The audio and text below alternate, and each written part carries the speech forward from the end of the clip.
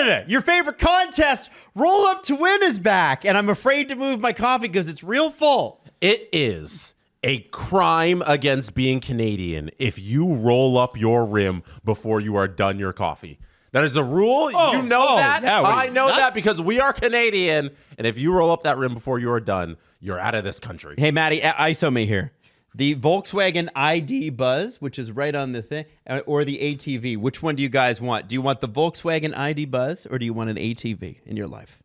Well, Steve's from Ajax, so he wants an ATV. Yeah. I want an ATV for how little I need it. Yeah. I think it's funnier. You know what? I bet just take it I to the could grocery pull store? my kayak on my ATV. Oh, yeah, you can actually. And there's a whole bunch of other great prizes too, including a $1,000 Rakuten cash prize. And as I mentioned, the 2025 Volkswagen ID Buzz. Plus, you also, win coffees and donuts and that sort of thing. Only have until March 23rd, but that's okay. You got a few weeks. Let's get into it. We got a bunch of Timbits too. I'm so excited. Yes. Oh, it's the best. I had one already. It's our game, Canada. Play Roll Up to Win on the Tims app now. Rules apply. Canada only. No purchase necessary. Visit the Tims app for details. SDPP.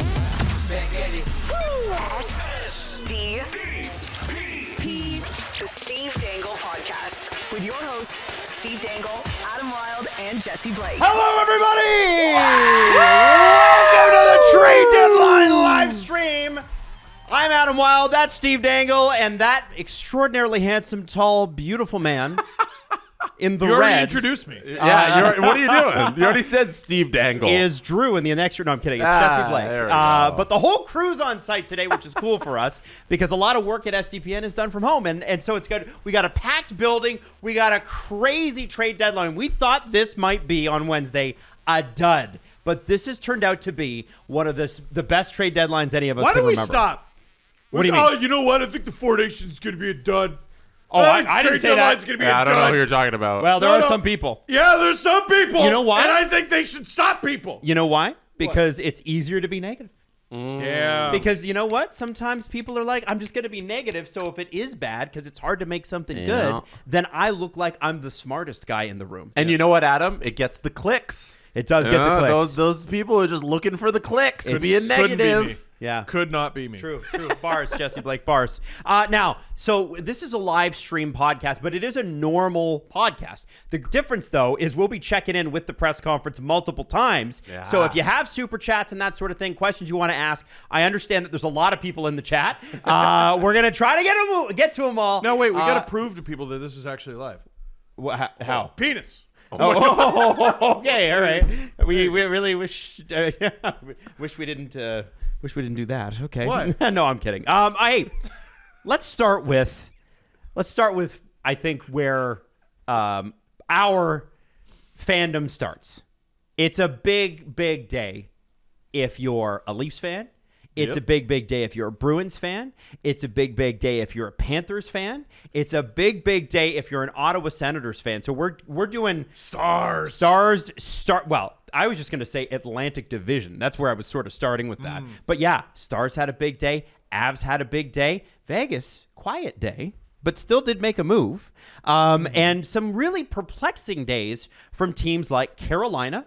Oh, dear. Detroit. Not sure what's going on there, and a few others. I don't want to get too negative. I want to get negatory. Okay, No, so you don't let's start with what we've just kind of learned. We know that Brad Marchand is on his way to Florida. That follows Seth Jones being on his way to Florida a few days ago with some salary retained for the next 5 years. Brad Marchand's contract, it's looking like the deal, and it's not totally confirmed yet, but the deal is a 2027 second round pick. That's it. That will conditionally move to a 2028 first if certain conditions are met. You can't trade a 2028 first, but you can trade a 2027 draft pick that turns into a 28 because technically it's a 2027. Still don't know what the conditions are, but I got to ask you first as a Leaf fan, okay? How does the prospect of Brad Marchand joining up with Sam Bennett and Matthew Tkachuk and the Monstars in Florida, what feeling does it fill you with?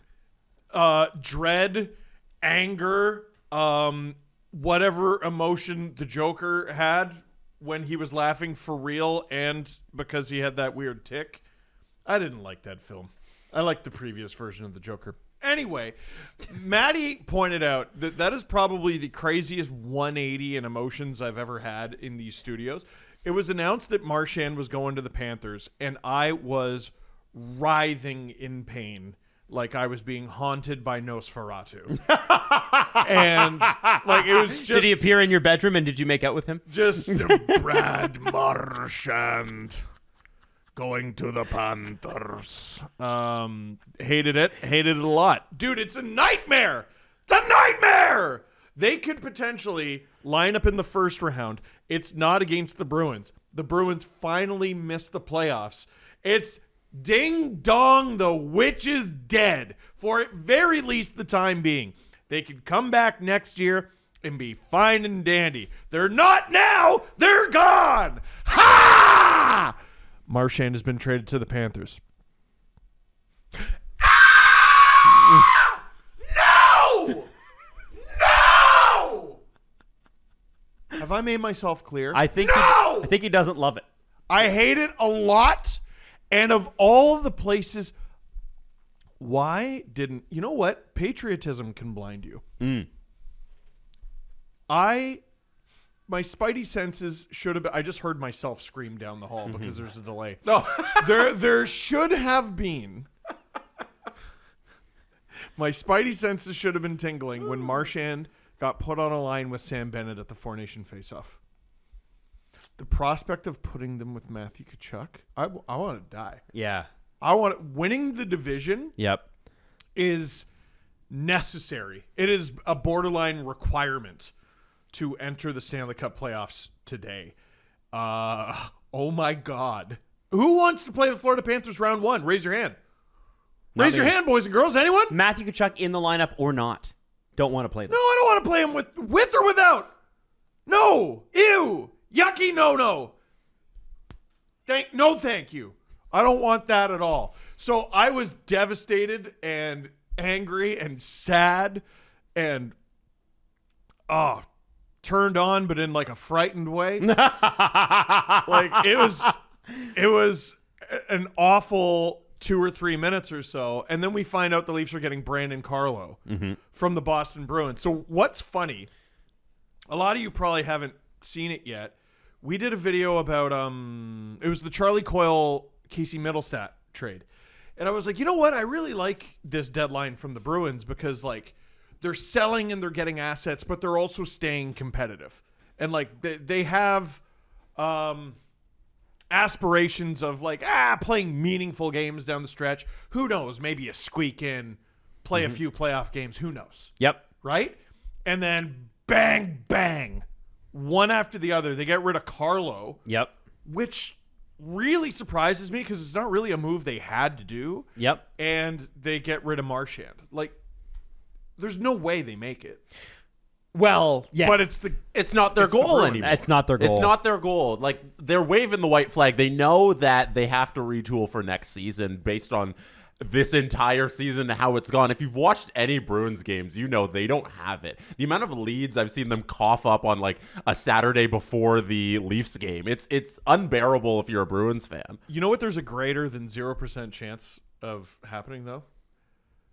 The Florida Panthers win the Atlantic, and the Bruins get into one of the wild card spots and play the Panthers. There's no way. That would be fun. It's not going to happen, no but it way. would be psycho. That would be fun. So the Florida Panthers get Brad Marchand. He fits their DNA perfectly. It couldn't. No assembly required. The Panthers stand on the shoulders of giants, and the giants are Brad Marchand and Zdeno Chara and Patrice Bergeron. And I have a crazy stat for you guys. Are you ready? No. This will be the first time since 2002 that a Bruins roster will not feature one of Patrice Bergeron, Brad Marchand, or Zdeno Chara. Wow. Talk about continuation. I always get offended when people remark how many gray hairs I have. First time since grade 9, Steve. It is incredible the amount of hair I have, period. given that fact. That you don't have a beautifully bald head right And now. Absolutely. You know how they're always like, oh, well, it's actually your mother's father. Yeah, he was bald. All right? Stop telling me that. It doesn't make me comfortable. It doesn't make me feel good about it. The fact, I mean, the Bruins are, there's a reason I have a reverence for them. I hate them viscerally. But the reverence is they always go out and they find the Bruiniest Bruins that ever Bruined, which is why I'm very concerned that they got Fraser Minton. But But what I'm talking about is Florida, though, is they seem to have, they're the next Bruins. I think they're the current Bruins. You don't need to be the next anything when you're the reigning Stanley Cup champions. Right. Right? They're looking to just continue being the Panthers. They're how many like rentals were there today? Like Rantanen's not a rental, Not a whole lot. right? There were some. Marchand is a pure rental, but Seth Jones, that's a forward-thinking move. Brandon Carlo's forward-thinking. Scott Laughton is forward-thinking. Trying to think around the league here. Like it's a new world where the buyers or the sellers and the buyers are trying to think forward. Marchand is one of the few pure rentals we saw today. Yeah, and an absolute DNA fit. Jesse. If you listen to Wednesday's podcast, you heard me say would this. do that? But the Florida Panthers, I think, are the most disrespected Stanley Cup champions ever because people don't look at them as a juggernaut that are the reigning cup champions that should be a problem for any team in this league. And that's exactly what they are. And once they get to the playoffs and the entire lineup is healthy, a.k.a. Tkachuk comes back, you have a top six of Verhaeghe, Barkov, Reinhart, Marchand, Bennett, Tkachuk. That's the best playoff top six in the league. And I put that distinction on the top six, and that it's a playoff top six because that can play playoff hockey like no other because of the compete, because of the level that the Tkachuks and Marchand can get to. Plus, you have Barkov in there, who's the best defensive center in the world. So I think like nobody can compete with this team right now, especially in the East. Well, and their third line is Lindell, Lusterinen, and whoever wins the lottery of getting to play with those two. Yeah. And then your fourth line, whoever is on it, you're the fourth line on a Paul Maurice coach team. Your goal and objective every shift is murder. Right. And who's on it? Right now, Jesse, AJ Greer, huge. Nico Sturm, he won a cup as a depth player with the Avs in 2022, and Jonah Gadjevich. And then that's not to mention the defense, where I think their top four is the best in the East, where you have Forsling, Ekblad, Mikkola, Seth Jones, who was just recently acquired. And then in net, you have the guy who just went 4 rounds of playoffs, and we're like, oh, Bob's cooked 4 different times in his career and was the best goalie in the playoffs. Like, this team is unbelievable. They deserve more respect, and we should all look at them as the top of the mountain, and everybody's got to take that belt from them because they're holding it right now. Now, I know absolute Dallas arms and race. Colorado have some pretty formidable top sixes as well. Sure. I would put Toronto in there too, but I would not necessarily to the same level, but any team that's got Austin Matthews, William Nylander, and Mitch Marner on it's going to be pretty good. Playoff top sixes, though, in the cap era, that might be the best one. We'll see. We'll see what the result is. But, like, think about anything that Pittsburgh put out. I know they included Crosby, but who was he playing with? Think about anything that LA did. Think about anything that Chicago did. Like, it is... And the talent is spread. It's not 1 or 2 players. This is they're just every one of them sucks. There's not in the a best single, way. There's not a single player in that Florida top six where you're like, all right, let's see what he can do. Right. You already know. Yeah, this is ninth circle of hell for any team that plays them in the first round. There was a time where it was like, Brian Rust, well, let's see what he can do. And then we found out what he could do. Yeah, Nick Bonino, Chris Kunitz. Well, let's see what he can do. But RIP the HBK line. This is stupendously formidable. Crazy. And, you know, and Steve mentioned, of course, that there was a huge dramatic flare-up here, and probably where you are if you're a Leaf fan, when you saw Brad Marchand go to Florida. Followed by an emotional swing in the other direction when it started to leak out that the Toronto Maple Leafs had made a trade. Now, we knew, just based on a James Myrtle tweet, that something was going on. Mm-hmm. And then we knew that a pick and a prospect were going, but we didn't know what was going. And then we saw and David Alter was the one that I think that caught this. Connor Timmins being pulled off the ice. And so far what we know is that Connor Timmins and Connor Dewar, the Connors, Yes. are on their way to Pittsburgh. This has nothing to do with the Carlo trade, but it does because it's salary, but it's not technically a three-way trade. Needed it. There is a low-round pick coming back. We still don't quite know what it is yet as of my last checking of Twitter. Can I just say that's crazy? So let me just outline that. Sure. And we'll break that down and we'll start there.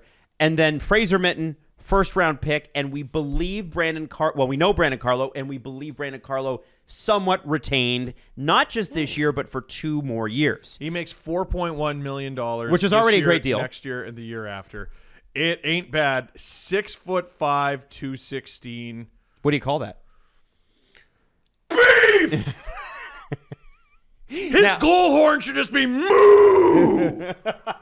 I don't think he Although scores he doesn't much. score very much. Now, so before we get to what Brandon Carlo does for the Leafs, let's talk about Kyle Dubas. What do we know about Kyle Dubas? He's from Sault Ste. Marie, Ontario. Yeah. Grew up a Sens fan. Yeah. Got his start as assistant GM, the Toronto Maple Leafs. What is he passionate about? Oh, the Sioux Greyhounds, thick frame glasses, analytics, Chinese proverbs, and Kyle Dubas. A friend of mine always told him, make him wait. Loves his guys.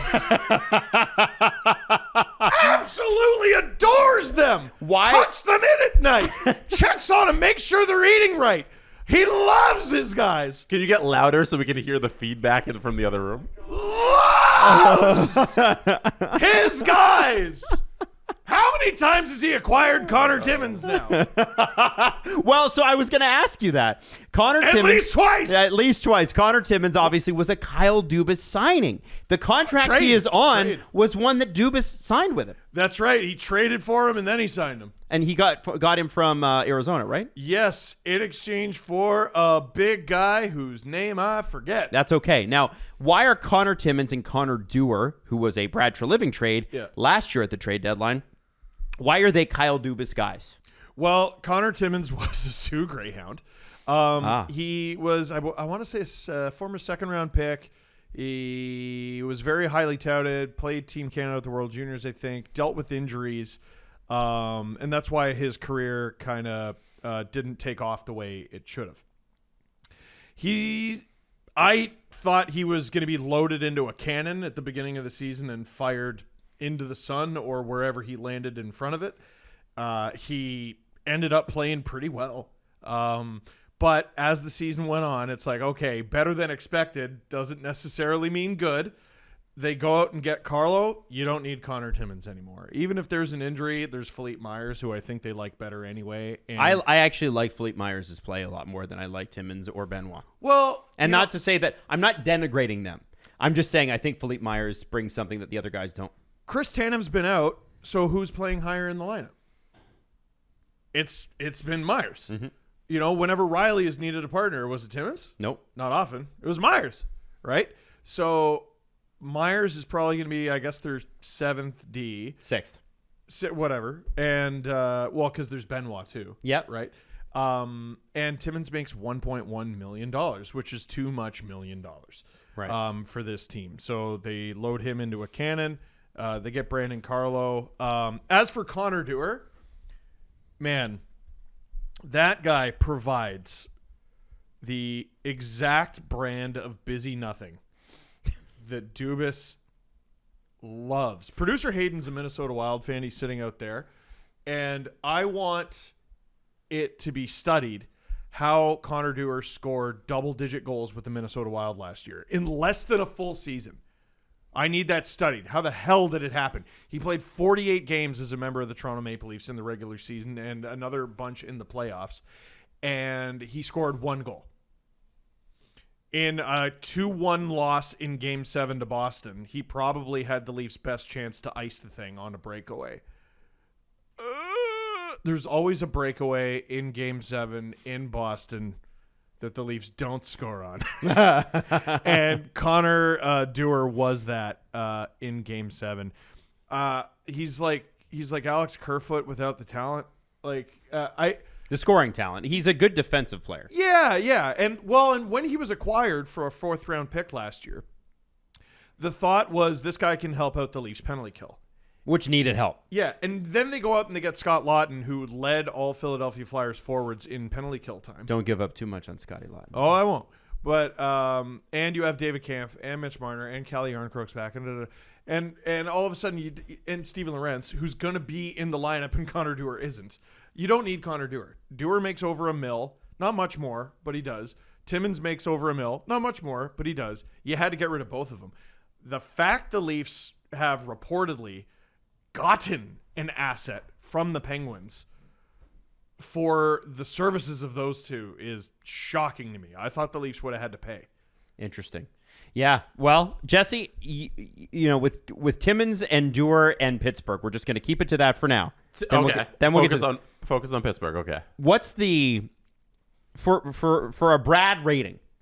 What do you give Brad on that? For sending them out? Yes. I applaud Brad Treliving for being able to dump those assets because I truly didn't think that the Leafs had enough capital to get a deal like Carlo done. I thought he was going to sit on his hands a little, not do something like this where you get a swing and it takes a little finagling to make the salary work. And that's what was required here. And kudos to him for getting back a late round pick for somebody to take your assets for you. Yes. Like Dubas helped the Leafs for no good reason. Finding the GM that valued Timmins and Dewar enough to pay you for them when you needed the help. Do you think Shanny was like, hey, you know who might like these guys? My old buddy, the guy who tried to take my throne. Yeah. Like that. Tell me Toby Niemela's in the deal. That would just be perfect. Is this not a really wonderful piece of GMing to get somebody to do you a favor when you needed the help? Like they could have raked him over the coals for this. Yes. I will say, like, Dewar's 25, Timmins is 26. Like, I don't know. They could listen. I'm trying to throw Dubas a bone. Oh yeah, no. Dubas did what he did, because he likes the guy, and it's good depth for a team that's not going to probably be in the playoffs next year. Do I think Dubas should have just taken them for future considerations in a better negotiation? Yes. I don't think you should be paying for assets when the other guy needs you to do this so that he can get Brandon Carlo. Yeah. I don't know who else around the league was willing to take Timmins or Dewar, but I think Dubas probably paid whatever that late round draft pick is. That's too much. Now, the Leafs blue line shakes out as follows. Morgan Riley, 6'1", 225 pounds. Jake McCabe, 6'1", 212 pounds. That's kind of surprising. Chris Tanev, 6'3", 199 pounds. OEL, 6'2", 192 pounds. Brandon Carlo, 6'5", 220 pounds. Beef! Philip Myers, 6'5", 219 pounds. Beef! And Simo Benoit, 6'4", 211 pounds. Do you think the Leafs have a brand? Yeah, they're guys, but their guys are cows. Now, the trade between Toronto and Boston, and again, we still don't know what sort of salary would have been retained, if any, with Brandon Carlo. Things are still being hammered out on that front. The trade is a first-round pick, 2026. Don't know if there's any protections, but I assume not because the Leafs already dealt their 2027 first, and we'll get to that. That's interesting. 2026 first and Fraser Minton. And this is Brandon Carlo coming back. And we talked about this a little bit in some of the videos that we put out today. The Leafs penalty kill has been mid this year. I believe it's 14th best, which is extremely mid. In the playoffs, it's the special team battles that win you those games. It's killed them nearly every year. Let's talk just about Brandon Carlo on shorthanded. He's, by the way, right shot D. Yeah, so Scott Laughton, I talked about leading the Flyers forwards. Brandon Carlo, I knew he killed penalties for the Bruins. Oh, my God. He's played 177 minutes and 47 seconds of shorthanded time for the Bruins this year. That leads the team. Nikita Zadorov is second with 144 minutes and 31 seconds. So Brandon Carlo has played more than half an hour more shorthanded time than any other Bruin. He plays nearly 3 minutes a night shorthanded for Boston. 2 minutes and 49 seconds a game. Zadorov is second at 2:15, which is Hampus Lindholm leads the Bruins 3 minutes 19 seconds, but he's only played in 17 games. Brandon Carlo has had to carry a lot of that load, and Zadorov is just way behind. The Leafs, I think the happiest member of the Leafs organization today is Lane Lambert, because he got to absolute horses for their PK.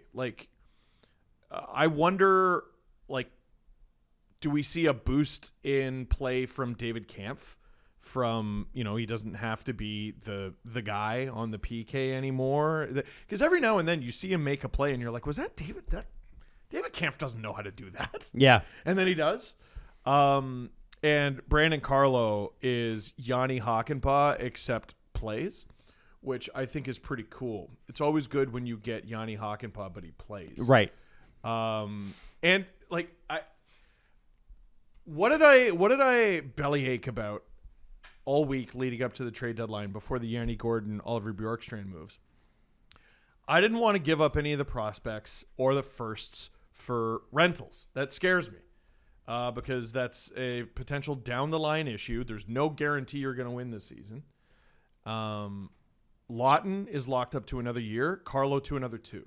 That's crazy. That's a lot of teams spent a lot of assets this deadline on guys who they may never see again, after the next 20, 30 games. That's not the case for the Leafs. Right. Their entire decor is locked up for at least the next 2 years. That's insane. Tanev, OEL, Riley, McCabe just signed his extension. Carlo. Benoit's got another year. Benoit, 2. 2 years. He's got another 2. Philippe Myers signed an extension. People forget. Marshall Rafai, even, who hasn't played a game for them this season. He's been called up a lot, though. He's been called up a lot. I want to say he signed a 3-year extension. Yeah. This summer. All right. What else do you want to focus on? Yeah. You know how many teams are going to be like, well, we got to do something with our decor. The Leafs literally don't need to touch it. Oh, what should they do in net? Sign the guys that they have. Nope. Stollers has a year left, and Wolf's extension kicks in. Just work on Stollers' extension. Literally just extend Stollers, and we'll all have a Merry Christmas. Yeah. That's it. So then you spend all your time just worrying about your forwards. What is the most plentiful position? Who are the guys who are always available? Forwards. With centers? Do you know any? Oh, the one whose contract's expiring on the Leafs and he wants to stay here, John Tavares. Okay, so extend him and then figure out the wings. Now let's get back here though, because I just want to stay on track here. I'm going for a little walk. What do you think about the cost of? And then we're gonna go to a quick check-in with Jesse with the chat. And I want to know what you think about Fraser Minton and that first pick going. Steve, guys, everybody. What? When this happened before and Minton was in the deal, tell everybody how sad you were. I like Fraser Minton, so I didn't like that he was traded at all. Yes. I liked even less that he was traded to the Boston Bruins. But Kyle Cushman, I thought, put it perfectly. Fraser Minton probably tops out as a 3rd or 4th liner. So congratulations to him for his 2031 Norris. No, not Norris. Not going to win the Norris. Selke. He might win the Norris. Who knows? Maybe he, Hart. He plays under Lindholm and McAvoy and discovers his love of defense. Yes. No, I think he's a guaranteed Hart Trophy winner now. What I was surprised by is 2031. You think it's going to take that long? Really? No, but he's going to be a good player for them. This is what prospects are for good teams. You need help now. You turn Minton into a Brandon Carlo because you want to be good now. We can't, unfortunately, wait till he's useful for this team, which might be not even next season, year after, where he has that permanent spot in the lineup. And we don't have that time. The Leafs need to win a couple rounds now. And that's how we're going to get this help, by sending out these prospects. And kudos to the Leafs organization for drafting someone that people want. Yes. Because this pick could have been a dud, and you could have had to do something else. Do you remember how they got the pick? Explain. They traded down in the draft in 2022 so that they could unload Peter Mrazek to the Chicago Blackhawks. The pick that the Leafs dropped down to was number 38. They picked Fraser Minton, and they helped turn Fraser Minton into Brandon Carlo, who is going to be a defenseman for them for the next 2.5 years at least. Fraser, not bad. Fraser Minton, by the way, is topping out from all prognostications. The best they hope for is a third-line center. The issue is that what would hold him back, I think, is the lack of offensive upside they believe that they see. But and that's not a bad thing, by the way. No, it's not a bad Charlie thing. Coyle's an awfully good 3C. So is Scott Laughton. The Leafs just paid a first-round pick for a third-line Yeah. center today. Yeah. Charlie Coyle, Casey Mittelstadt, these guys are coveted. These guys are needed. But just to give you an idea, he had 4 points, 2 of them goals in 15 games with the Leafs this season. He had a cup of coffee at the beginning of last season, 4 games, no goals. But even in the AHL, 13 points in 26 games, that's half a point a game clip. The offense isn't crazily there. He's a hardworking kid, really positive attitude. The team obviously really likes him. Not enough to keep him, I guess, but they really, really liked him. You got to give something to get something, Yes. right, Jesse? Yes. Absolutely. 6'2", 195. That number, 195, is going to go up. And one day Damn, he'll return sounds to like a Toronto, Bruin. and probably his first game in Toronto, he'll score against the Leafs. Now, Jesse. Yes. I just want to tease for everybody. If you're wondering when your team's coming up, don't worry. We got lots to talk about. We will talk about Scott Laughton, but I want to check in with our crew. Then we're going to throw to break and come right back. So, Jesse, what are people saying in the chat? What's super chats? SLS had a super chat that said, "What's a bigger shock, Marchand going to the Panthers or John Cena turning heel?" For a hockey fan. Marchand going to the Panthers. Wow. If I had to choose the ultimate... Well, someone was very upset behind the scenes about that. If I had to choose, hey, Marchand's getting traded, it's the worst possible scenario. Steve, which team is it? First word out of my mouth would have been Florida. Right. First word. And it is the worst case scenario. It's worst case in Ontario, and I hate it a lot. Next one, Jess. This is from Tyler. Thank you for the super chat. Tyler, he says, "Hey guys, what do you think is the bigger kick in the teeth for Boston? Trading Marchand to Florida or trading Carlo to Toronto? Which one hurt Marchand more?" to Florida, 1,000,000%. He's their captain. Yeah. He's their captain, won a Stanley Cup with them. He's been... How long has Brad Marchand been a friggin' Bruin? Brad Marchand... Didn't he just play 1,000 games? He's played 1,090 games as a member of the Boston Bruins. 157 Stanley Cup playoff games. 1, 2, 3, 4, 5, 6, 7, 8 double-digit game playoff runs with the Boston Bruins, which is crazy because the most amount of Leaf games I've ever covered since I started my YouTube channel 18 seasons ago was 11. 2 quick ones. Michael, 3 quick ones. Michael, thank you for gifting 5 SDPN memberships. We appreciate you. Speedy says that they traded Costco gravy for their belly. Yeah, Costco! Yeah. And the third one, Shay said they really want to see a trade tree. Remember I said Give me I a was Peter gonna do Mrazek one? trade tree. Right now? Or No, please don't. Please, God, no. Well, I mean, you could. I mean, you signed Peter Mrazek. Let's right? not. Okay. Let's not do that. Okay. Don't tempt me. Don't tempt me. Steve All with a good time. We do. We got some breaking information on the Brandon Carlo deal. What is it? From Josh Clohey, Brad Treliving is doing a press conference right now. The Bruins are retaining 15% on Carlo, so that's 15% for the rest of this season, 15% for each of the next 2 seasons. About 450, 500 grand. Well, 10% would be 410,000. Yeah, Yeah, something like that.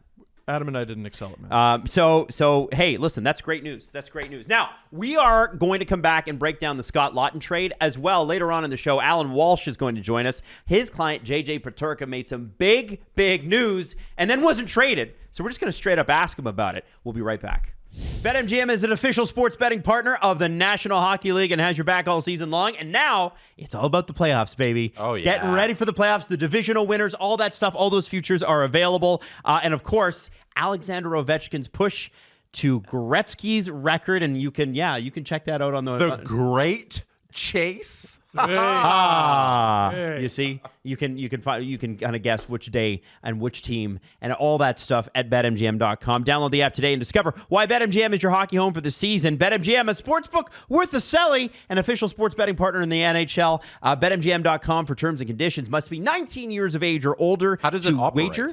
Well, it's Ontario only. You must play responsibly. Please play responsibly. If you have any questions or concerns about your gambling or somebody close to you, please contact Connects Ontario at 1-866-531-2600 to speak to an advisor free of charge. And to answer your question, Jesse, BetMGM operates pursuant to an operating agreement with iGaming Ontario. Woo.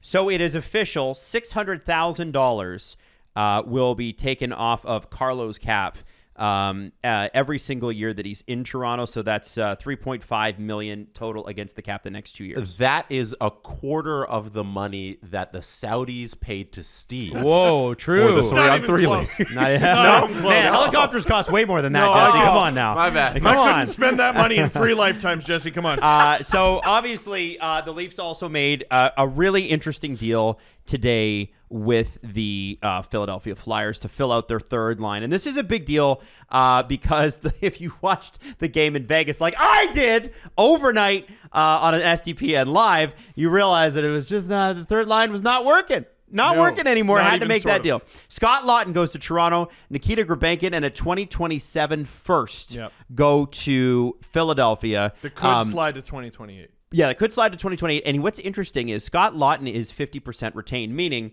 that this year and next year, so, next year really is where it matters, $1.5 million for the Leafs' third line center. That's crazy. Which is pretty close to what an ELC will cost you anyway. It's $900,000 less than David Kampf. I think. So let's talk about Scott Laughton and how that changes the complexity of the lineup. Or complexion of the lineup. Complexion. So, hey, Max Domi can do some stuff, right? Yeah, sure. He's a pretty offensively capable character, right? He's like kind of like likes to hit and fight and stuff, right? Mm-hmm. Okay. How's his D? How's his defense? He's one of the most shocking defensive players I've ever seen. Yep. And you simply can't go into the playoffs with him as a center. He's not a center in the NHL. Yep. Not on a good team. Not a, you go back to Chicago and have the season that you had in Chicago. Like there have been times this season where I'm just watching him futz around the ice, like actually futz around, like he won a contest, and I'm going, this guy had 13 points in 19 games in a Stanley Cup playoff run with the Dallas Stars, like 2 years ago. What am I missing? What's going on? Is there an injury there? I don't know. Now he moves back to the wing, whether it's the left or the right, I don't know. And that is the best news for everyone involved. Scott Laughton can bang in a few goals. Can he bang in a lot? But he can. He scored against the Leafs this season with his face. And he can set up a few plays. He bangs and crashes. The most important thing, Adam, where does he go? The net. Oh. Because what do you always say? Well, I always say, go to the net. No, I thought you always said go to center ice. Yeah. I always thought you said go to the perimeter. No. Here, I gotta. I would. You know what? Oh, don't worry. Guys, There's plenty of those guys who you should pass listen to more. those Why don't you instructions. guys pass? You guys are all so selfish. No, what they should do is go to the net, and he does. We're going from a third line center who is a non-option for like a defensive zone start. To a guy who the Flyers and John Tortorella depended on as their most reliable penalty killing forward. That's a huge deal for the Leafs. Going forward into the offseason, like I wonder what it means for someone like a Domi, someone like a Kampf. But right now heading into the playoffs, it just makes you I think it really makes Craig. Thank you. Craig Berube's job so much easier because he doesn't have to look down his bench and go, where should I go? Matt, no. Austin, John, McDavid. Like, you can't. There's too much work to be done with that damn line. Now you go out and get Scott Laughton. Now we're cooking. So here's how I see it shaking out, because I think a lot of people have Domi on the left, Laughton in the middle, Robertson on the right. Close. I have Yarncroke on the left, Laughton in the middle, Robertson on the right, and Domi drops down to the fourth line for the time being. And it's just funny how things work. Like, out of necessity, click like, by the way, click subscribe, tell all your friends. Out of necessity, he was the first line right wing. He did a good job. Yep. Out of necessity, it might be the best role for him on the fourth line, for him and for the team. Wow. There's no salary cap in the playoffs. Screw Yep. it. Put all $3.75 million on the fourth line. I don't care. Okay. All right. Now, Scott Laughton and Brandon Carlo together. I think if you had told Leaf fans going into today that's what they were going to walk away with, I think people would have been pretty satisfied. I think they wouldn't have been as shocked about Scott Laughton as they might be, as I was for sure, about Brandon Carlo. But I think it's also worth mentioning that the Leafs did give up some assets. They gave up firsts, and we keep saying it. And I think Tampa Bay general manager, whose name escapes me, Julian Breezewell. Julian Breezewell said, I'd rather have a roster full of great players than a bunch of draft picks. And I get that. And here's the thing. You can find great draft picks elsewhere. I think Leaf fans we're a unique fan base in the whole trauma thing. We don't want to feel stupid, like we're the only team doing something. But this year was like a wild departure from that, where we're like, it's 1:00. The Leafs still haven't done anything. And you're like, Brad! I only have so many more of those left in me. Brad! What the hell? What are you doing? Anything? Tampa threw 2 first-rounders out the door. Everyone is worth a first or a second this year. And it's like, all right, if you're the only team and you're paying the Toronto tax and you're going to look like stooges if you go out there and actually spend a first-round pick, I don't love it. It was getting to the point where the Leafs were going to be the only team to not spend a first-round pick. They threw them out the window. Tampa doesn't have any. Florida doesn't have any. Vegas doesn't have any. Friggin' Colorado doesn't have any. Like, none of the good teams have any. I don't think Dallas has any anymore. Get rid of them. Hey, can I ask you guys a question? What? Yes. Can you name the last Leafs selected in the first round with a pick that originated as a Leafs pick? The Leafs have made picks in the first round, but they've always been someone else's first-round pick. Who was the last Leaf selected with a native Leafs first pick? That is still a Leaf? No, not necessarily. Doesn't have to be. Oh. Can be a Leaf. The last time the Leafs selected in the first round with their pick. With their own pick. That's what you're asking. Okay. I'm going to guess 19, no. Timothy Liljegren? I'm going to guess 18. Timothy Liljegren. In 2017. 17. Oh, wow. Yeah. Wow. Crazy, huh? Now, they've had first-round picks and that sort of thing. They've reacquired picks. Absolutely. Yeah. And Yeah. Timothy was a 17th overall pick, if I believe, if I'm correct on that. Yeah. But that's the thing about this Leafs era. They have been one of the most successful regular season teams in the history of the Toronto Maple Leafs, which is over 100 years now. And because of that, this Matthews era where they've had great regular seasons, they haven't needed that first round pick because all picks are made the same. Those first round picks that the Leafs have are in the 20s. They're in the late 20s because they're so good. So who needs to draft your own draft pick? And something we're going to talk to Alan about a little bit coming up is we've seen a lot of teams take that road, and I think it's because part of it is the salary cap is going up so much over the next few years. You're going to be able to plug a lot of holes just by buying, which is not something we've seen for the last half decade or more. Now, the Leafs did inquire about Ryan O'Reilly. He was not keen on a reunion. The Leafs did get down the road with Braden Shen with the St. Louis Blues. Braden Shen didn't want to waive his no-trade clause mid-season. So fair enough, that's his contractual right.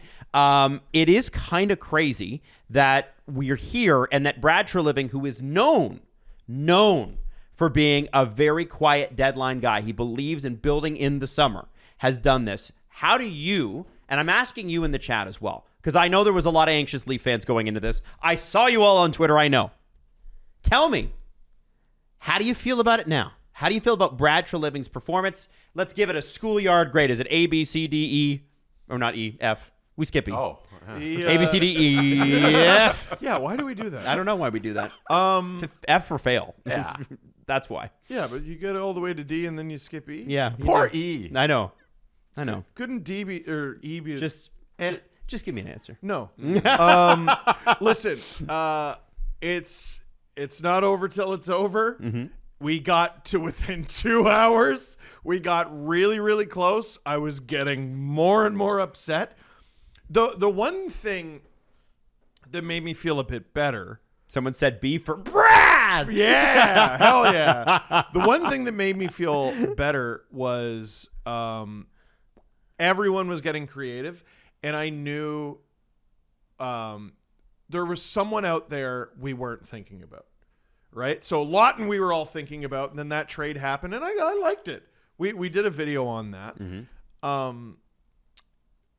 Brandon Carlo shocked me. I had no idea that was in the cards. That would have felt like a better than best case scenario for me. That's how I heading feel. into today, I never would have predicted the Leafs come out with 2 players of that quality. Nope. I was talking about Connor Murphy'd be nice. And Yeah. Brandon Carlo? What? Yeah, no, I'll take that. The way I looked at it, or I'm looking at it now that we know everything that went down, is yesterday the Leafs were a worse team than they are today. Yeah. In the 24 hours that transpired over the last 24 hours, the Leafs are a better hockey team. And I think that's kind of all you're asking for out of your general manager is make your team better for this playoff push. And I think Brad Treliving did it. I think the Leafs didn't take anything off of their roster that would have impacted their playoff hopes. So I don't think Connor, Timmins, or Dewar were that guy. And they added 2 pieces that make them better today. So I think that's all you can ask for out of your GM is creative GMing like that. So A for Brad Treliving. Okay, I'm going to give him an A as well. I think it was spectacular. The fact that you got retention on both deals. And remember, guys, as the cap goes up to 95, or is it 95.5 in the memo? It could go as high as 97 after adjustments are made. You're talking about Brandon Carlo at 3 or 4% of your total cap. You're talking about Scott Laughton at 1 or 2% of your total cap. That's pretty spectacular value. A division rival to retain, what is it, like $600,000 each year for 2 full years after this? And that uses a retention slot. Oh, that too. That right? I wouldn't expect the Bruins to be using it very much, but right? That's crazy. It's crazy. It's pretty cool. Now, I want to move on to the team that really had the best day. The team that had the best day is the team that gets the best player. And the team that got the best player, Toronto Maple Leafs, Scotland. or the Dallas Stars and Mikko Rantanen. Now, there are rumors floating out there, and I don't know specifically what it is, but there are rumors that the Maple Leafs did have a massive deal on the table for Mikko Rantanen, and that it was turned down. And I don't know exactly what the details of that were. But for whatever reason, it was not Mikko that said no. It was the Canes. You can be pretty confident it was the 2 first-round picks the Leafs sent out the door. And here's what the Dallas Stars paid. Oh, I lost it. Oh, there it is. Logan Stankoven, a first-round pick in 2026, a first-round pick in 2028, a third-round pick in 2026, and a third-round pick in 2027. So the Leafs offered something better. I'm struggling, as someone who knows the team pretty gosh darn well, I'm struggling to think about what the Leafs could have possibly offered. They could have offered an equivalent. I don't think it'd be better. Do the Leafs, so there's Danford, there's Cowan, there's Minton. Are any of those guys on par with Logan Stankoven? No, but maybe combined. An aggregate? Combined, I think you get to a Stankoven type level of prospect. Honestly, it could have been both first that they traded and all 3 of those guys. Sure. Something like shit. that. Yeah. Yeah, it would have been crazy, right? But then you get Mikko Rantanen. That's the thing. All of those prospects are fun. Not as a rental, I hope. Yeah, but then you have Mikko Rantanen. No, the word was that he would have signed. Yeah. That he could have. That would have been crazy. It's because the thing that was coming out, and I thought it was really weird, was the Nyes for Rantanen. I never thought that was going to be a possibility. Well, here's the thing. Treliving's trading Nyes. And that's why the Leafs apparently said no last night. Exactly. Yeah. So, but I'll be honest with you. If Rantanen is available, I would take Moose. And I love Matthew Nyes, but I would take Dallas Moose. didn't have to give up that type of player in that deal. I think Nyes is ahead of Stankoven right now In his development curve, but I think, yeah, you're right. And there's a way, like if the prospects that you outlined, Steve, is I think a more suitable deal for the Leafs that is equivalent to what Dallas got Rantanen for in the Stankoven deal. Yep. Stankoven has 29 points. Nyes has 41. Yeah. I mean, and 24 goals to Stankoven's He's also 9. your first line winger. Yeah, like, that's it's a huge different. difference. It's apples and oranges with Nyes and Stankoven. That would have been a bigger ask from the Leafs. So I never thought Treliving was going to do that. But if they were able to piece together those prospects and do Rantanen that way, it's different. But I guess Carolina didn't want that. You know what's crazy? There's always going to be a draft and another trade deadline too. So you never know what can happen. But they do walk away with Danford and Cowan still on the team, which is great. And I love that. Let's talk about Mikko Rantanen going to Dallas and signing. And here's what's interesting. Greg Wyshynski reported that the Carolina Hurricanes deal was absolutely bigger than what Dallas ended up offering. The Carolina Hurricanes offered north of, from what we understand, $13 million a year. What Mikko Rantanen ended up signing was an 8-year contract with the Dallas Stars worth $96 million. So he doesn't quite get to the $100 million. I want to know now what the Colorado Avalanche were offering him, because I almost feel like, hey, man, maybe you should have just signed it. But the fact that the Canes got him for 13 games and I think 6 points, and Jack Roslovic had to give up his number, but he got a free Rolex out of it. Man, it's pretty cool. Yeah. I guess Jack can have his number back. I'm wondering for Dallas, like, let's go through just their top 9. Can we do that? Yeah. it's stupid. It is so stupid. one of the most unbelievable top 9s you've seen in the entire Cap era. I'm going to run you through. Okay, you ready?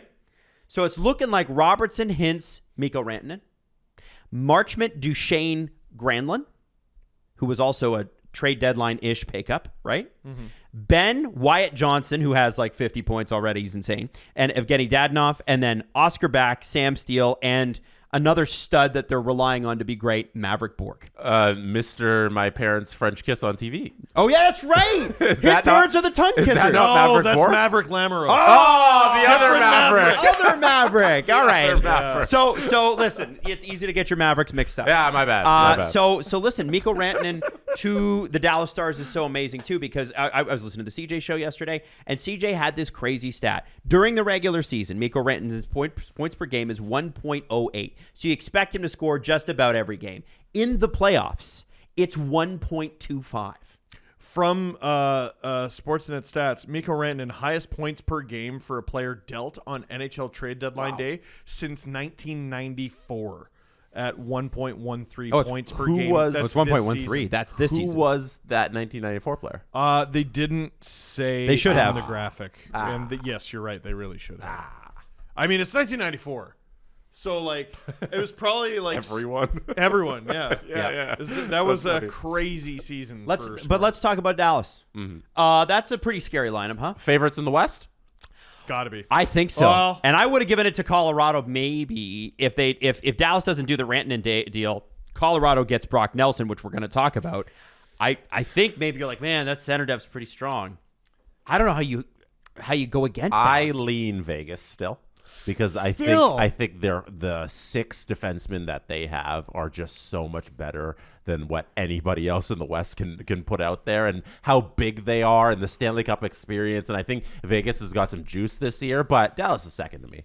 So, if the playoffs start today, which they don't, but if the playoffs start today, Vegas plays Colorado.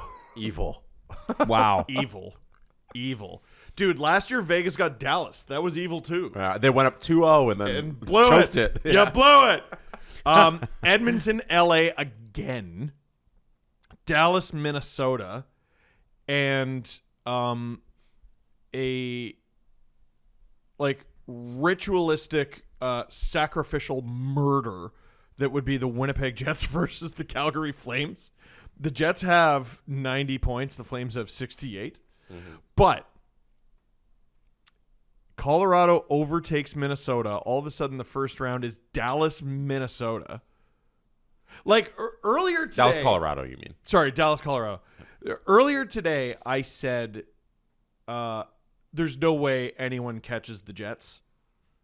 What if Dallas catches them now? They're 6 points behind. They have a game in hand. Yeah. I think Winnipeg's locking up that President's Trophy. I mean, probably. They're friggin' 7-2-1 in their last 10. So is Dallas, but they've won 4 straight. Yeah. Like Dallas could win out, and they still might not win enough to get that spot. I was so sure for so much of the season that Edmonton was just going to run over everybody. Unless they show us something over the next few weeks, it might be a short spring. Mm-hmm. Well, we're saving them. Yeah, Let's talk Dallas. on Dallas here with their lineup, like that top 6 or top 9 really it's unbelievable. It's a great forward group. I do wonder how they're going to be without Heiskanen, who I assume is going to come back like game 1 of the playoffs. Yep. If their defense going into that game 1 is Lyubushkin, CC Dumba on the right side, God. not pretty. No. Not something you want to be doing. I don't care how good your forward group is. That right side's not great. But once you get Heiskanen back, everything looks kind of better. But I guess that's the one question you question is the defense is good enough with those guys in the lineup, and then you question which Ottinger are you going to get? Because you know you're going to get scoring. What goaltender are you going to get in terms of Ottinger? Are you going to get the one from the 23 playoffs, or are you going to get the 24 playoffs? Yeah. And then is your defense good enough? So there are some questions there, but every team's got questions, and Dallas looks really good. Wyatt Johnson also re-signed 5 years, $8.5 million AAV. He'll be 30, guys. 30. What are you smiling at? What? What, Jake Frodinger? Oh, stop. No. Come on, Jesse, do we need a new graphic? No, I actually like Jake Ottinger. Wyatt Johnston Yeah. is a pretty spectacular hockey player. One of those young guys that the Dallas Stars were able to hit on late in the first round in 2021. He was the 23rd overall pick. He's got 59 points in 62 games, and you have to remember this guy's playing third line center at the moment in Dallas. I mean, what a great value deal for them. And I call it value because, again, with the cap going up as much as it is, it's going to be such spectacular value all the way through it. He leads all 2021 drafted players in goals and points. It's amazing. Like, for years, we've been saying, why does everyone look at the Florida Panthers and go, I'll sign with you for $5. It's okay. I'll play for, like, you know how many interns the Panthers have?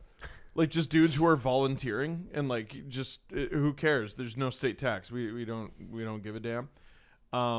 That's very quickly becoming the Dallas Stars. Like, Rantanen at 12 after we were like, oh, yeah, it's going to be like 13 and a half, 14 is nuts. It also makes me believe Rantanen when he says he was caught off guard by the trade, because that's the only way accepting this dollar amount makes any sense. Wyatt Johnston. I would love to know who initiated those talks. Was it him, his agent, or the GM? With how good of a player he is and how much the cap is going up. He didn't need to sign that deal at all. At all. He's still 21. He didn't need to sign that deal at all. He could have done really well for the next few seasons. Rode off into the sunset after, 3-4 year contract, who knows, and then made $80 kerbillion. But instead, he signs this deal. Every Stars fan should go buy his jersey immediately. Yeah, pretty darn cool. Amazing work by Jim Nill, who I think might win General Manager of the Day. General Manager of the Year. I know they hand out an award, but as Jeff Merrick always says, it's the Stanley Cup. Yeah, that's your GM of the Year. Spectacular day from them. On the other side, I'm waiting for this. a perplexing day from the Carolina Hurricanes. Obviously, they get a first and a third in 26. They get a first and a third in 27. They get Logan Stankoven. But they have turned Marty Necas, Jack Drury into, I guess, do you count Taylor Hall as a part of that? Maybe. Logan Stankoven and 4 picks. So it's context is key. Getting Logan Stankoven, 2 firsts and 2 thirds for what they initially gave to Colorado is crazy. That is really, really good work by the Carolina Hurricanes in a vacuum. Yeah. We're not living in a vacuum. We're living in your second in the Metro. And you had Nichus. You gave him to Colorado. He's doing crazy there. You got Rantanen. He did nothing. And you traded him. And what did you get that helps you immediately? You got a guy with 9 goals who I think is going to be really, really good. He's only 22, I think. He's going to be really, really good for you. But, okay, what about this year? You got 2 first-round picks, 2/3. When I saw that, I was texting people immediately. I'm like, they're throwing those out the window, right? And it sounds like they tried to. It sounded like there was a deal we think imminent with Pittsburgh and Rickard Rakell. So here's some Eric Tulsky quotes from Greg Wyshynski of ESPN. Carolina GM Eric Tulsky said the Hurricanes were looking at additional moves before the deadline, but said the Rantanen trade took so long to close that Carolina missed out on players they were targeting. And then he said, I should clarify, the reason they missed out was because they wouldn't have had the cap flexibility to do anything until the Rantanen trade was finalized, which was a lengthy process. This is a completely unacceptable outcome. Yep. It is listen. That's damning. It's bad. Yep. Like, who knows? Maybe they have a surprise run this year. Like, I mean, they probably take on the Devils in the first round. The Devils don't have Jack Hughes. Mm-hmm. Like, that's a really unpredictable first round series. If that's And by the way, the Devils didn't get Ryan O'Reilly. No, they didn't. Yeah, and he stayed put. Well, Adam, he's got an imaginary no move clause. So the worst run team. Well, sorry, the Sabres exist. Just not a smart move. In a vacuum, that's a crazy amount of assets to get for what began as Jack Drury and Martin Nichus, but you're yard sailing this year. And that's brutal. Who knows? Maybe you use these assets, you contend next year, you win the whole thing, and then we forget all about it. That's pro sports. Mm-hmm. You know, winning makes memories pretty long and short. But this year, if the Hurricanes don't make noise in the playoffs, it's going to be bad. And their standard, you know, it's usually second round minimum. Yeah. Oh man, I could only dream. I know. I can only second round minimum. So here, best I can do is like second round once every 2 decades. This is but heavy is the crown, and it's not even a crown.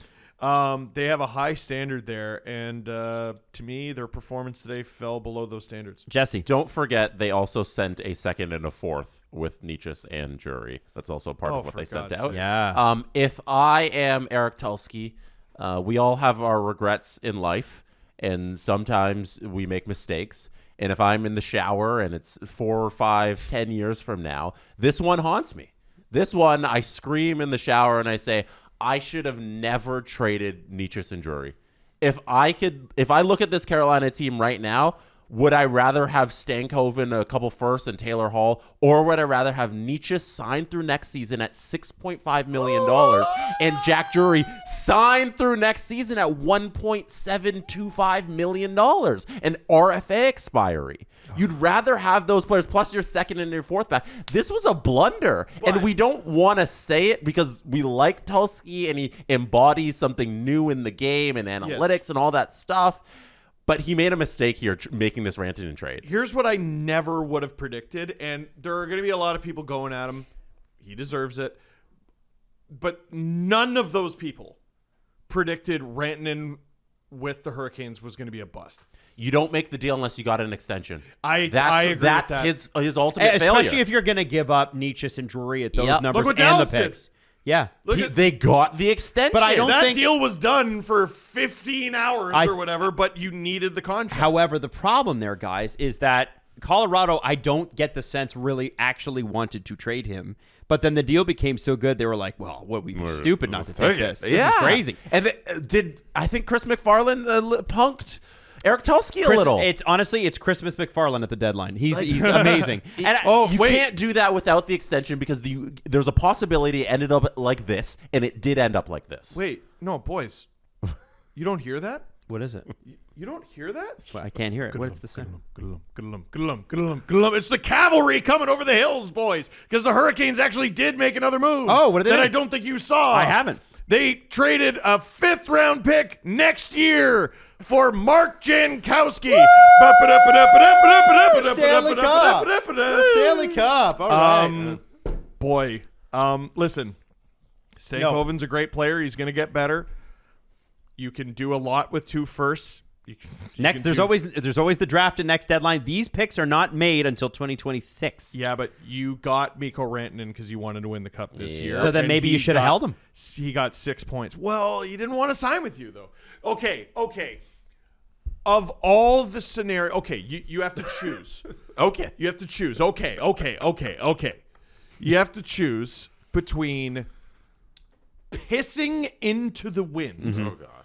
with Mikko Rantanen unsigned as a pure rental and he's not playing well, or you get Stankoven 2 firsts, 2 thirds. What's your choice?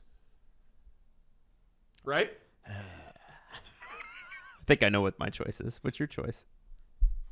I mean, what are we going to do? Sit here and cry over spilt milk? Yeah. Like, the adult decision was made today. By the way, Tom Dundon apparently was very involved in this process as well. So, well, that might explain why it got fucked up. Thankfully, if Eric when Tulsky are owners is going to let people do their job? Well, that's not how Tom Dundon runs the team. He spent $300 million to buy. How many rings he's got? He's got 0 rings so far.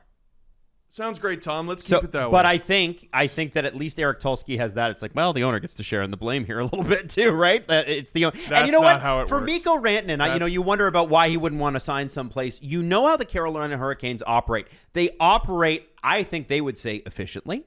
They don't spend big. Sebastian Aho is like their highest paid guy, and he's amazing. And I think he'd probably get 15, 20 points a year if he's not playing in Rod Brindamore's system, but it's an effective system. I'm not denigrating the system. I think it's a great system. I think that Mikko Rantanen probably looked at that and went, I don't want to play this system. Yeah. I don't want to play this way. It probably has nothing to do with the city, nothing to do with the team. It's probably just, this is not the system for me. That's the team.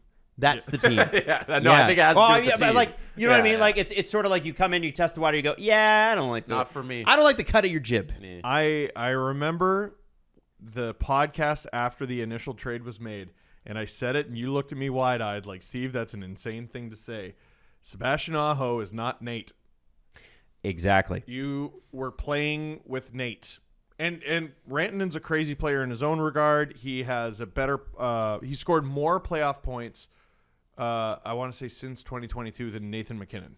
That's insane. But you're not playing with Nate in No, Carolina. you're not. You might get closer to Nate in Dallas, but you're still not playing with Nate. Can I chime in with a super chat? Please from do. Frank Saravalli. Oh, yeah. Who What's up, apparently Frank? Is listening.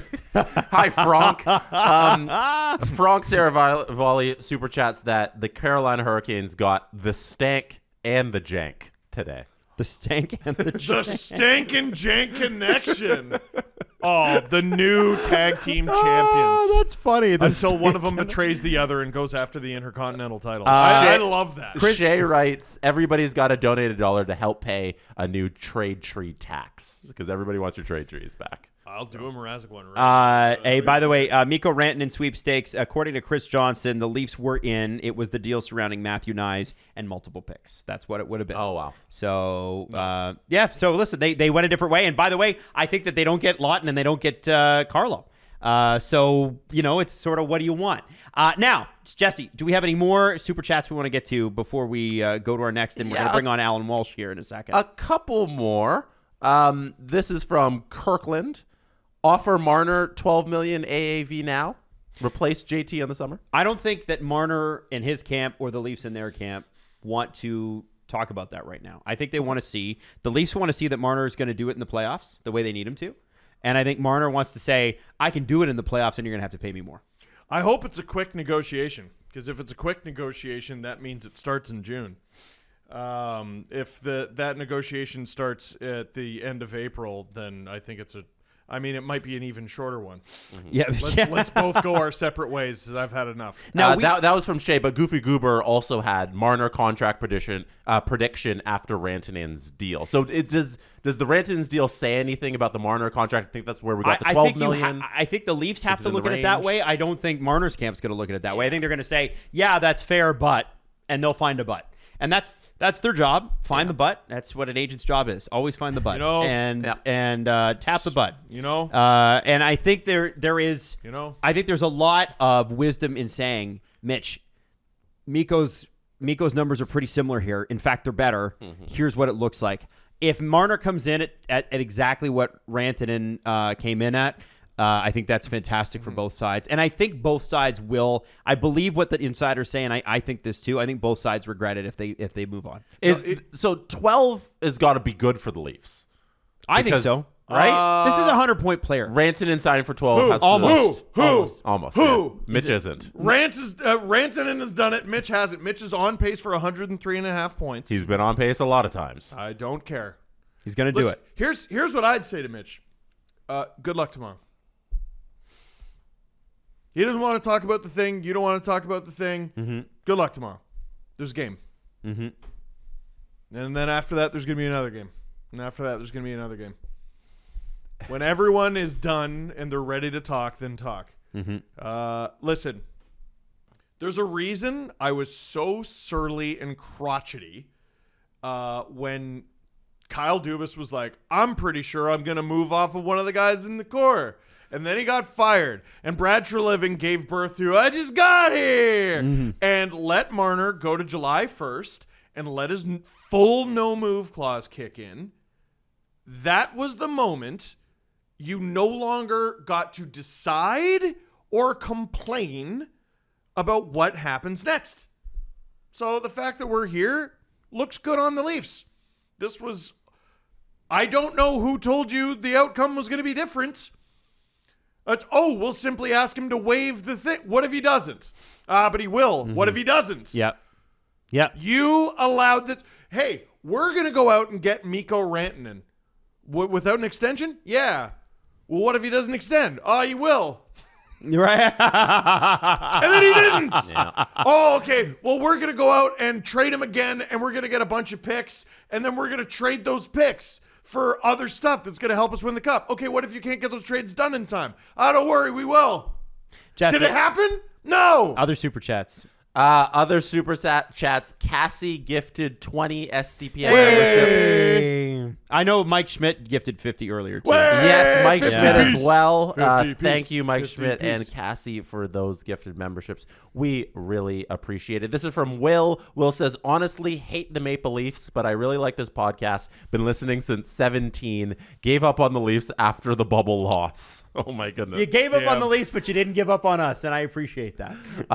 Abram says, Canes deadline losers, winners 1, Dallas Leafs 2.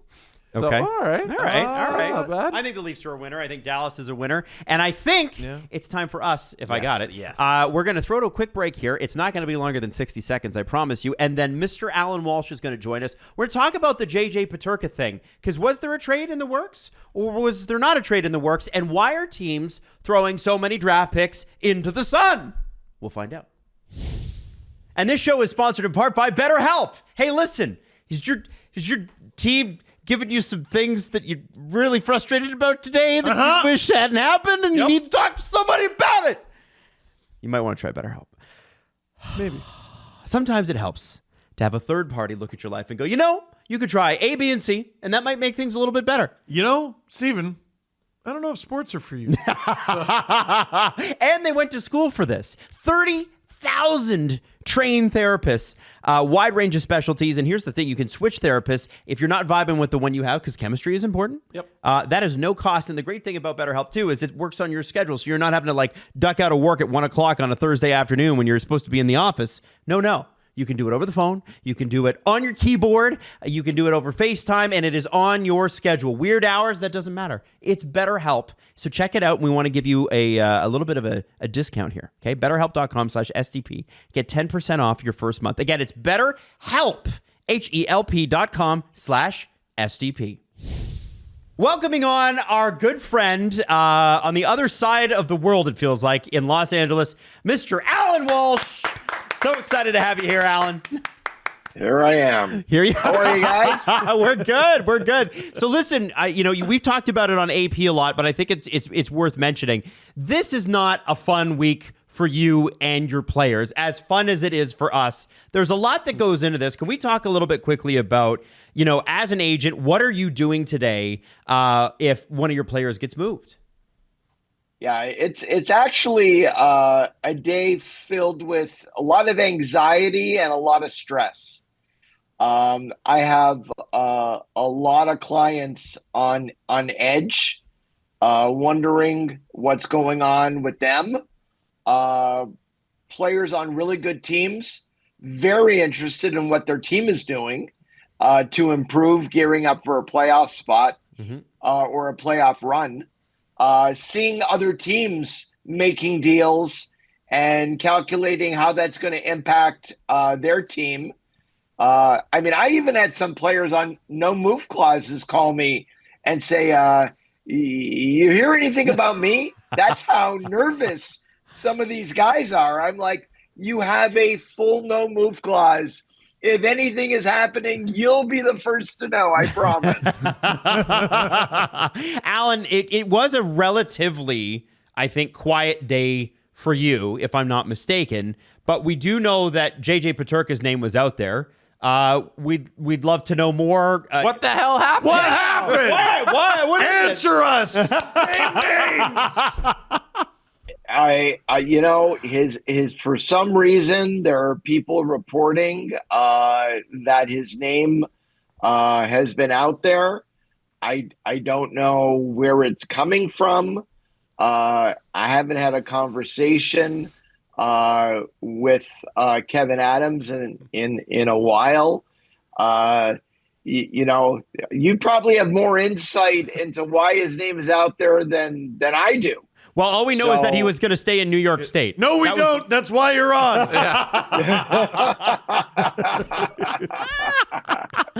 Oh my goodness. What? Okay. Yeah. So when you look around the league on a day like today, and we're all buzzing in here, a little bit too much caffeine, that sort of thing. Are you happy to have a lower key trade deadline? Well, you're talking about too much caffeine. I lost count at 5 cups of coffee today so far, and my day started. And my day started for the last 2 days at 4 a.m. Oh my God! Wow! Right, because of the time difference here on the left coast. So, it's the first trade deadline in recent memory. I mean, I'm sure it's happened before, but it's been many years where I don't personally have a client who's been traded at the deadline. And I actually have to admit, I kind of enjoy that. I'm not in any way complaining. People say, oh, all you ever do is complain. I'm not complaining. I'm just stating a fact. So it seems very obvious that this was a seller's market. Were you surprised by what players were going for this year? A lot of firsts getting moved, a lot of seconds.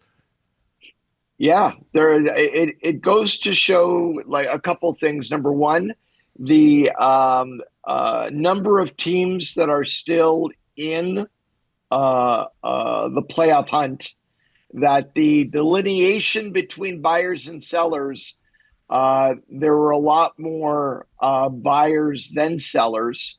So the players that were available, there was less of a supply, there was a much bigger demand, and there you get the firsts and the seconds being thrown around a lot more than you'd expect.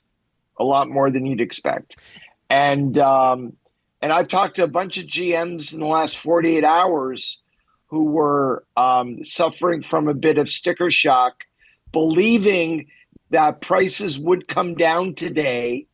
I mean, 2 or 3 GMs in particular, and they ultimately traded their players today, saying, I'm going to get this or I'm not going to get this, and the prices didn't come down.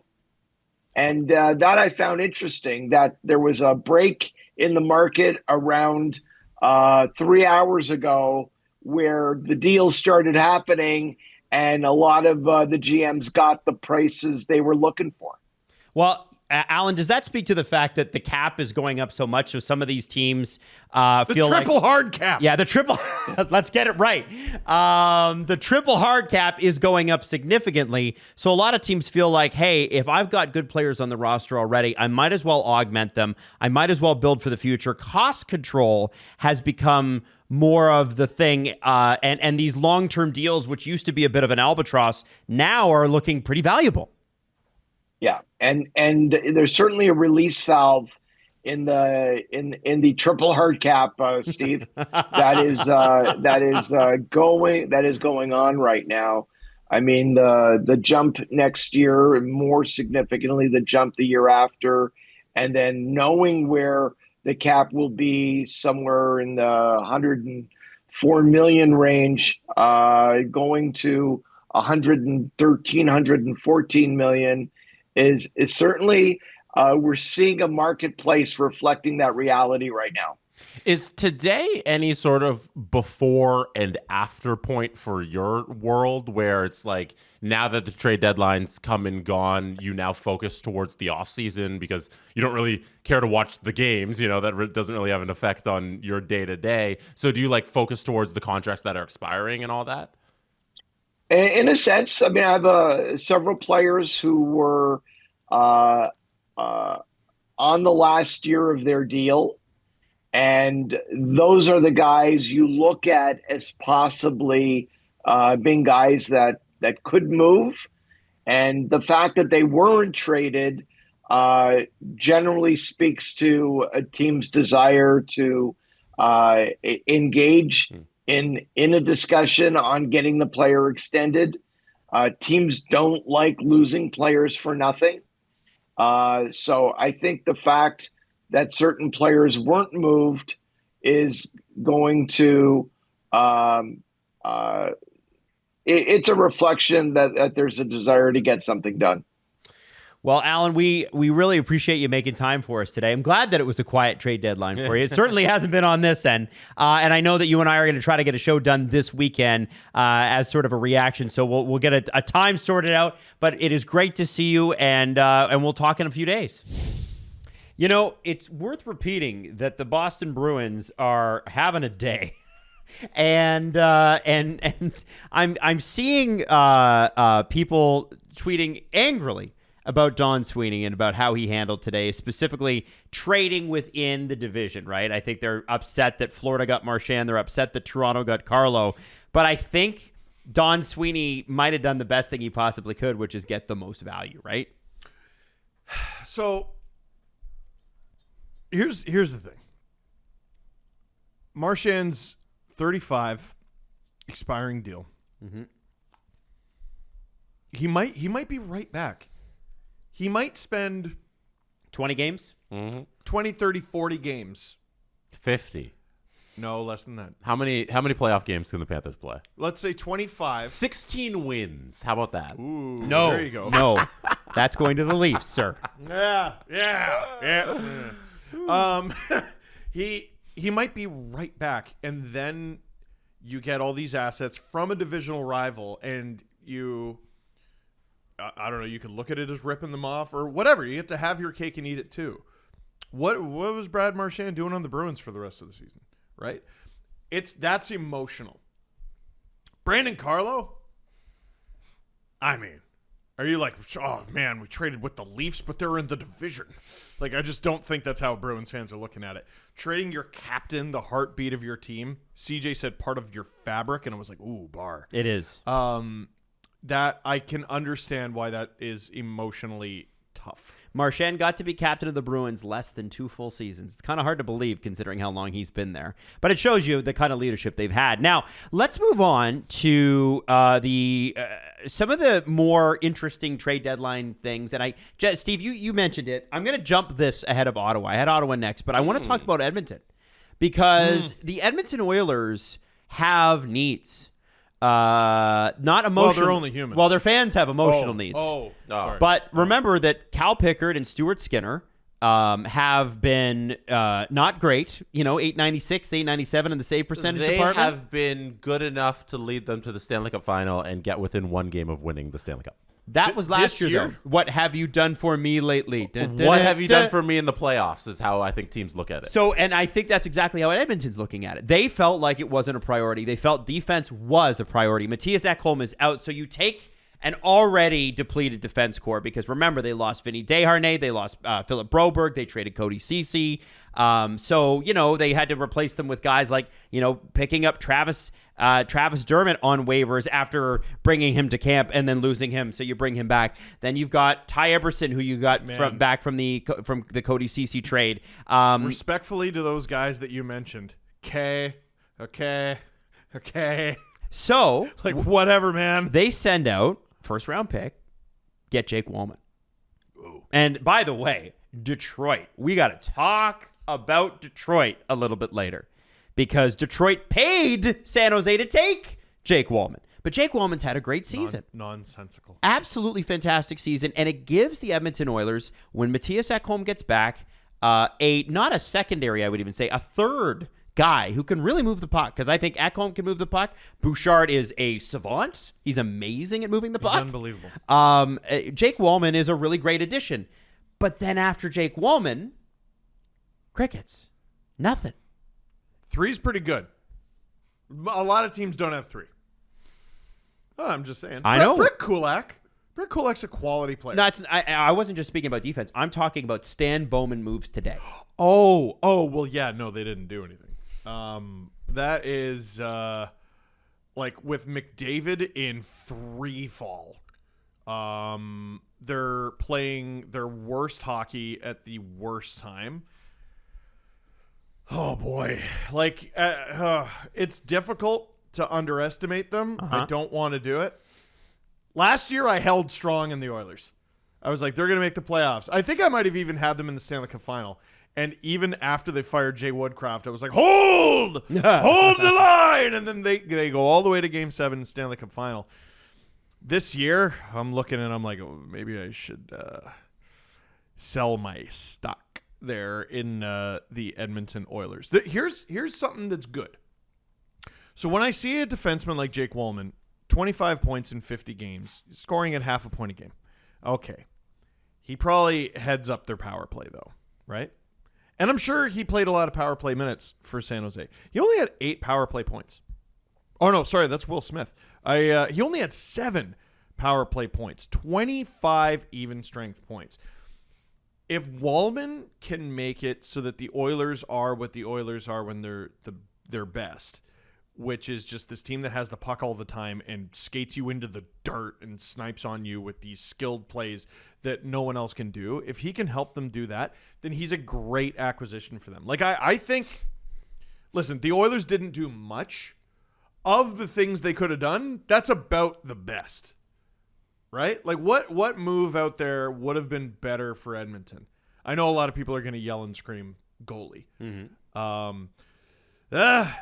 A lot of guys in and around the Hockey Canada program are feeling pretty bullish about their goalie opinions right now. You see Jordan Binnington's stats since the Four Nations? No, I haven't. He's unbeatable. Well, that's great. He's absolutely unbeatable. He's like 7-2-1, 950. Confidence is sky high. I love it. It's unreal. Skinner's confidence is obviously in the toilet. He wasn't great all playoff last year. It turned on. I mean, Calvin Pickard started games against Vancouver. Oh yeah, like you're talking about. You're excited for the what is this? The 3-peat, the 4-peat of the Oilers. Yeah, I think this is Kings? the 4th year in a row we think the Oilers and Kings are going to meet, and the Oilers have won all 3. Yeah, and like I see no reason for that to change because the Kings have actually gotten steadily worse in those series, if I remember correct. So if you get out of that series, like I mean, Edmonton has aspirations far beyond the first round, but I really expected them to do more. Yeah. I really expected him to do more. Yeah, disappointed. Worth noting, the Kings didn't do a whole heck of a lot either. They only picked up Andrei Kuzmenko from the Philadelphia Flyers for a third-round pick in 2027. Depth forward. So, yeah, I mean, listen, they got a little bit more scoring, but it's certainly not what they would have wanted to do. Another big trade that happened, obviously, was Dylan Cousins for Josh Norris. Those are the main part. I know Jacob Bernard Docker's available for that. And if you want like an intense, super granular breakdown, we have a video on it already. But, what we just saw was Steve Staios said in a press conference, and I'm getting this from Julian McKenzie's tweet, that he thinks Dylan Cousins is going to balance out the offense and the defense a little better than Norris did. Obviously, Norris is is best friends with Brady Tkachuk, so that's a heartbreaker. Kind of a surprise deal, something that we didn't see coming. And when you add the fact that Fabian Zetterlund, who's had a great year, I absolutely adore that deal for Ottawa. That has remade their second line.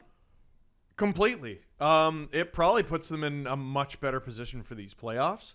A pissed off Brady Tkachuk is a pretty good and a dangerous one. Mm-hmm. Also, man, I did not realize Josh Norris was making a hair under 8.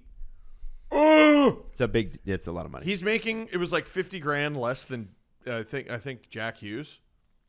That deal's crazy, by the way, for Jack Hughes. But it was an untenable situation. And you traded, I think, 2 GMs with 2 players with alarmingly similar trajectories. Hey, we have guys who peaked like 3 years ago. We signed them to over $7 million, and they haven't been the same since. Let's just swap them. See what happens. Somehow Buffalo ended up with the more expensive and older one.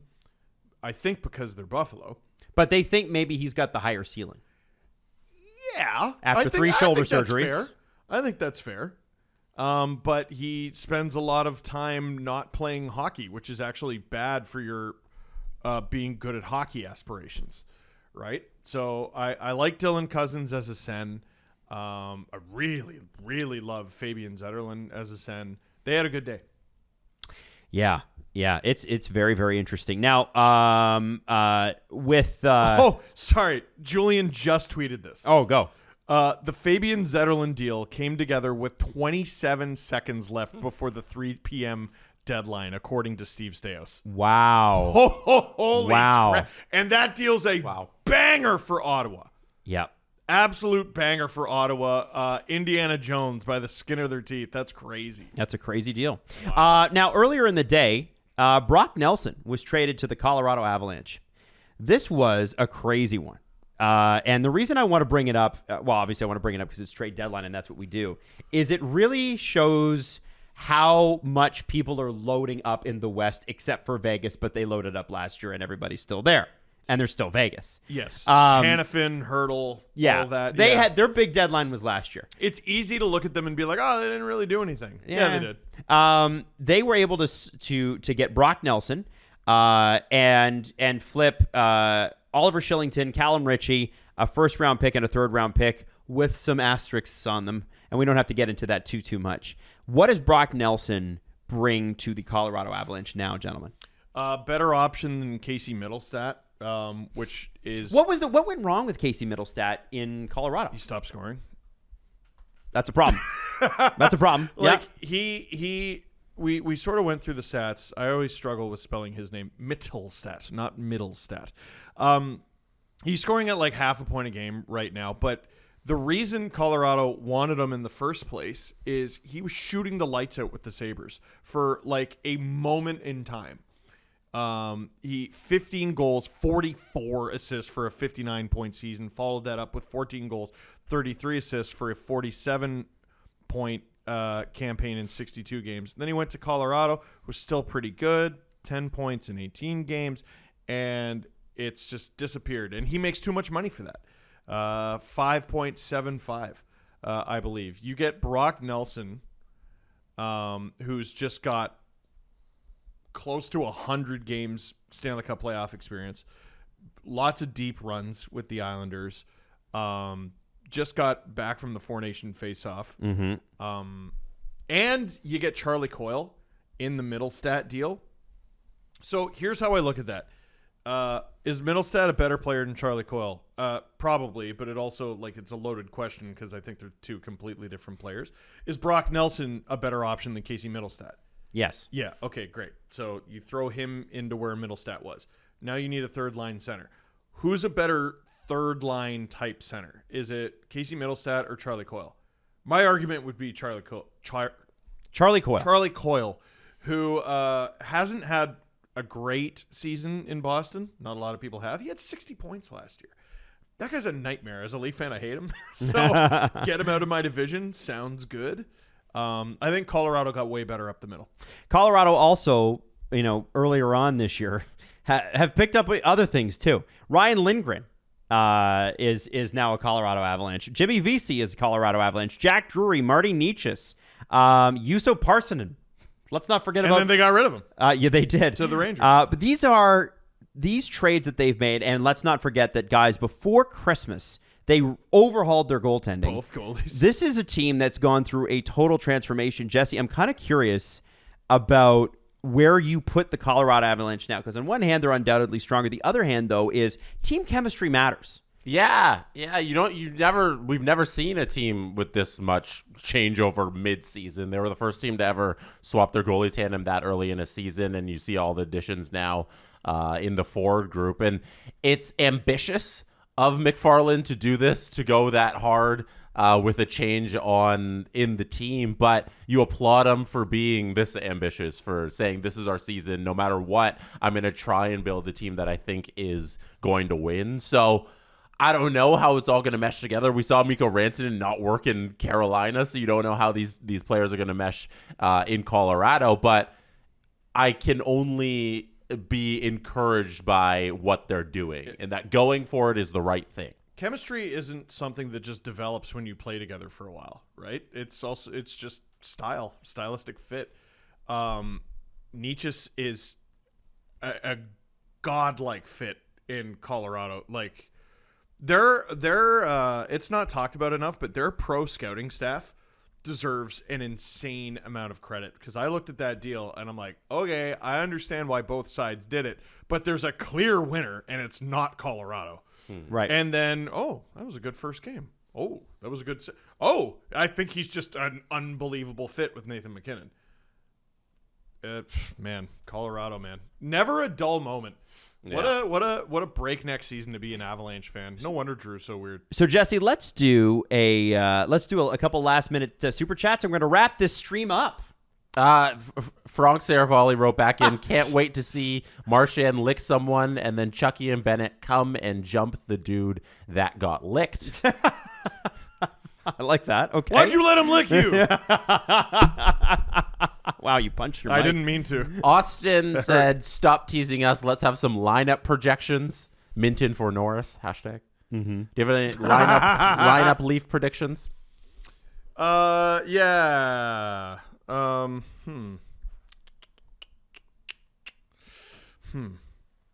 Very interesting, because I'm just realizing the flaw in my lineup, because I had a third line that was, I think it was Robertson, Laughton, Domi, which would bump McMahon up to the second line.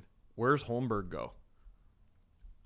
Has he not earned a full-time spot on this team? I think he has. Where? Good question. Who does he kick out of the lineup? Well, Lawrence? sounds like he's going to have to want it more than someone else. We got time to figure it out. 20 games to listen. It's professional sports, and we're in the winning business.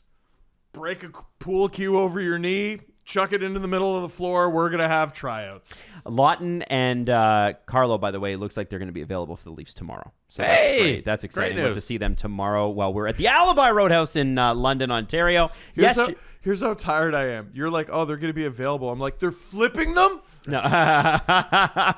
Jesse, any other chats? We can end with Hotard12, who says, did you see all the action Armstrong blessed us with? Oh, wait, he slept right on through the deadline. Team's doing all the right things, and he's doing nothing. Let's go Blues. So, there you go. Yeah, but that's what we encouraged them to do. Nothing? Yeah. I think what he did was screw with everyone and make him think you were going to do something. Well, thank you for joining us. By the way, there will be more content coming out. We're going to make Steve do a video just on Brandon Carlo for your channel. And thank you for joining us throughout the trade deadline today. Obviously, we have a ton of trade videos you can check out. We get super detailed, too. See you tomorrow night. The Steve Dangle Podcast. Follow the guys on Twitter at Steve_Dangle, at Adam WYLDE, and at Jesse Blake. Connection complete.